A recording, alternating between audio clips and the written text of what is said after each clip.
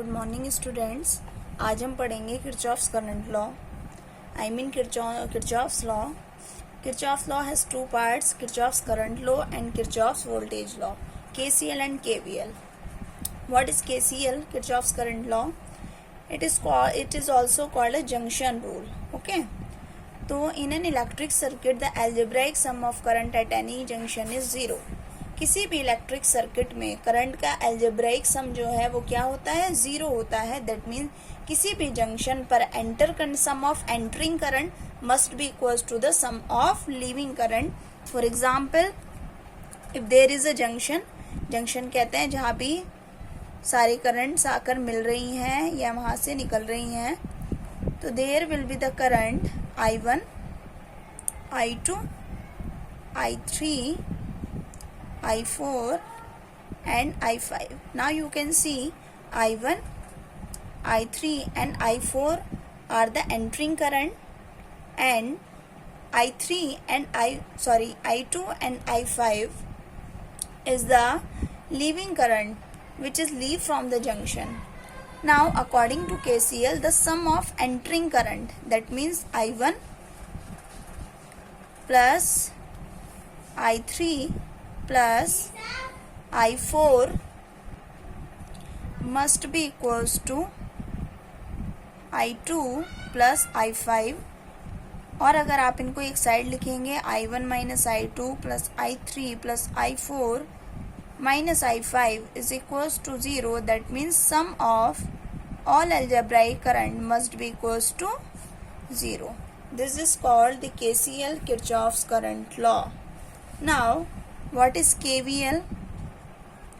Kirchhoff's voltage law. Kirchhoff's voltage law आपका क्या कहता है? The potential drop across the loop of an electric circuit must be equals to 0. You can see the algebraic sum of all the potential differences along a closed loop in a circuit is 0. किसी भी close loop में circuit में जो सभी arms या branches के across potential drop होगा उस सब का सम कितना होता है, 0 होता है। उसके लिए देखिए हम करते क्या है, एक लूप हमने बनाया है, ध्यान से देखिए, ये एक आपका क्लोज लूप है। E1 and E2 are the EMF of this cell है, बैटरी है, EMF है ये आपका। EMF कहते हैं बच्चों हम इलेक्ट्रोमोटिव फोर्स। जब आपका कोई बैटरी मान लीजिए फुल्ली चार्ज हो जाती है तो उसमें जो स्टोर्ड पोटेंशियल होगा वो उसका EMF कहलाता है, इलेक्ट्रोमोटिव फोर्स। ठीक है। और जब आप उसे किसी सर्किट में इंक्लूड करते हैं, किसी सर्किट में इन्वॉल्व करते हैं, तो due to the internal resistance of the cell और battery some potential difference or drop across the wires. तो EMF जो होगा वो ज़्यादा होता है किसके कंपेयर में, जो आपका पोटेंशियल डिफरेंस होता है। ये पोटेंशियल डिफरेंस कब होगा, जब आपने क्या किया, उसे अप्लाई कर दिया, किसी सर्किट में जोड़ दिया आपने। अब देखिए केवल लगाने के लिए तो सबसे पहले तो हम पोलैरिटी लगा लेते हैं कि आपका बड़ा सेल पॉजिटिव होता है और छोटा सेल आपका निगेटिव होता है। सेकेंड हमें क्या करना होता है, करंट की डायरेक्शन देखकर हमें ये देखना होता है कि आपका करंट किस तरह से फ्लो हो रहा होगा, सर्किट में करंट की डायरेक्शन क्या होगी। ठीक है, तो देखिए ऐसे होगा ये। तो करंट कैसे फ्लो करती है, पॉजिटिव टू नेगेटिव। तो कंसिडर कर लिया I1 करंट यहाँ से फ्लो हो रही होगी, तो इस वाली ब्रांच में आपका I1 करंट फ्लो हो रहा है। अब पॉजिटिव टू नेगेटिव जाती है तो यहाँ से I2 करंट फ्लो हो रहा होगा आपका, यहाँ पर आपका I2 करंट फ्लो हो रहा होगा। अब देखिए KVL में KCL आपका ऑटोमेटिकली लग जाएगा।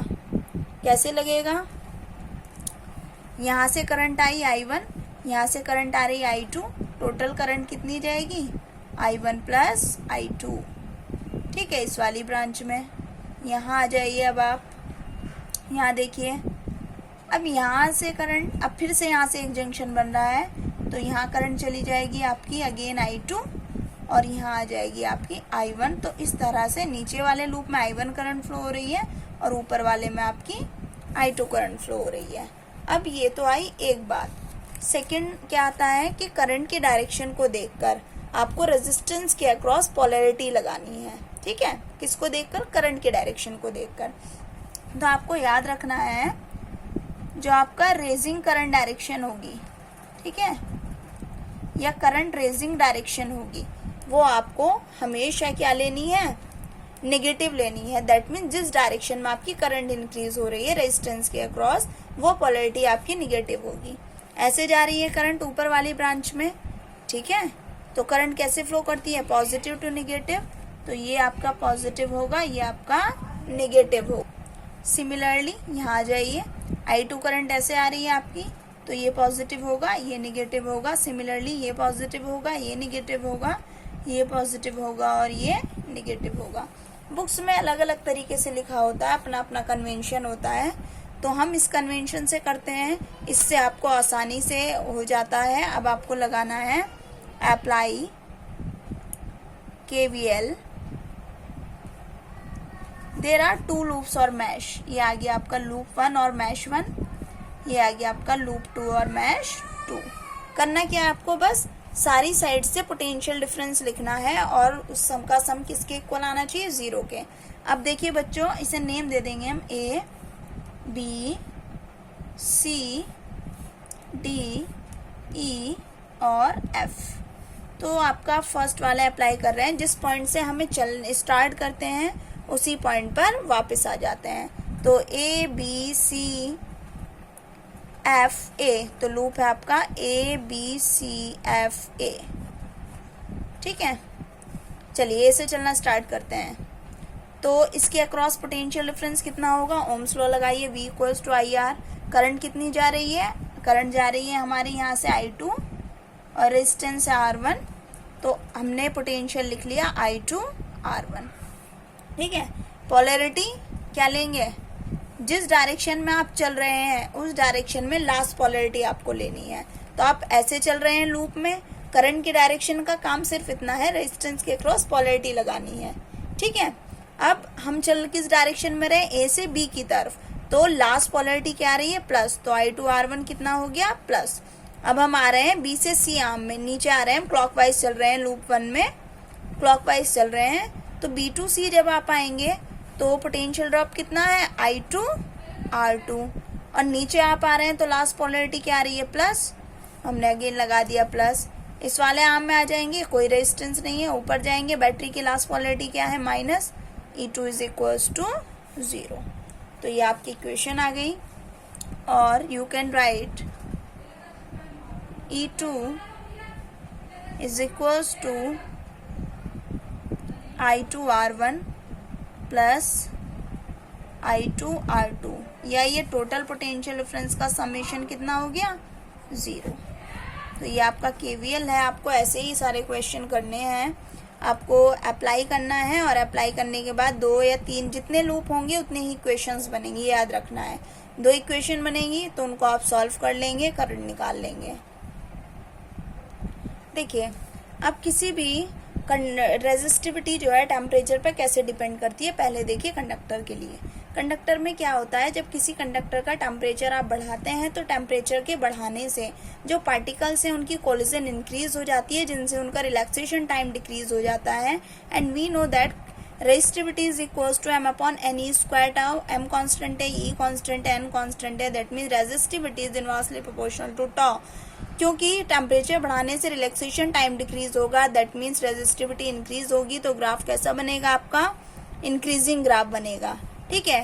Because resistivity is inversely proportional to the conductivity. जब रेजिस्टिविटी आपकी क्या हो रही है, इंक्रीज हो रही है, दैट मीन्स कंडक्टिविटी डिक्रीज होगी, तो ये कंडक्टिविटी आपकी डिक्रीज हो जाएगी। And J is directly proportional to sigma, जो आपकी करंट डेंसिटी होती है वो भी सिग्मा के, हमने ये पढ़ा है microscopic form of Ohm's law, तो ये भी क्या होगी आपकी, इंक्रीज होगी, सॉरी डिक्रीज होगी। अब आते हैं हम किसके, सेमीकंडक्टर्स के लिए।